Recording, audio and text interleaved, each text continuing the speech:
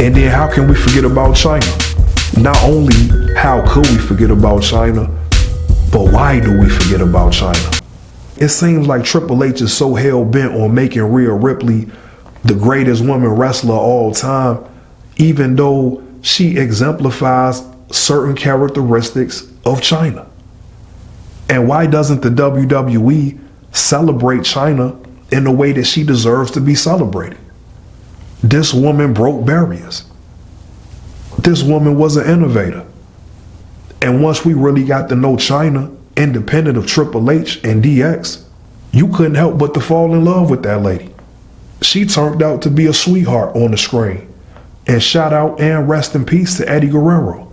Eddie Guerrero helped accentuate those qualities from Chyna. It was a beautiful thing to see Eddie Guerrero and Chyna have the chemistry that they had on screen.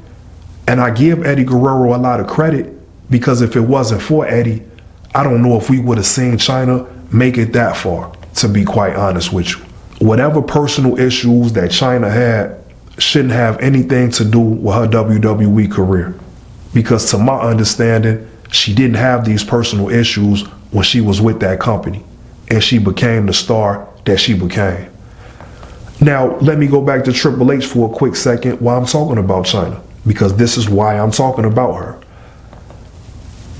Again, Hunter Hearst Helmsley, Triple H, whatever you want to call him, he was such a non-factor that it actually took Chyna for the world to pay him any damn attention. It took Chyna to make her debut when she grabbed up Terry Reynolds and put her in a bear hug and shook the shit out that lady. It was one of those things that made more of an impact than Hunter Hearst Helmsley's entire career. Chyna's debut. This is worldwide classic, y'all. We really talk wrestling, and we not prisoner of the moment. Terry Reynolds, for those of you who don't know, she was the manager for Dustin Reynolds, Goldust at the time, the older brother of Cody Rhodes. The moment Chyna came through the crowd and shook the shit out that lady, this is when the world started to really pay attention to Triple H. This is when Triple H all of a sudden got cool overnight. Chyna was a big component in that.